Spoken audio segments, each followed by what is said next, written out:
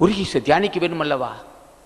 அப்போ நவகிரகங்களுக்கு நமக்கு விடுபட வேண்டும், காமத்திலிருந்து விடுபட வேண்டும், வஞ்சனையிலிருந்து விடுபட வேண்டும், பொய் பொருட்டிலிருந்து விடுபட. பேசுவதெல்லாம் பொய், செய்வதெல்லாம் அக்குறுமா.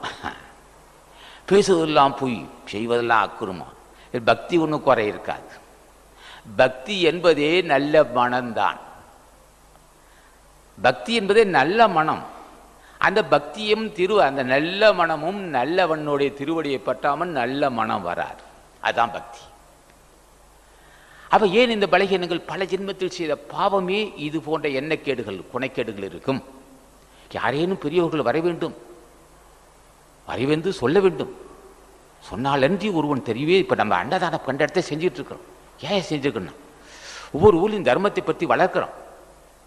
தர்மத்தை பற்றி மக்கள் மத்தியில் தெரியும்.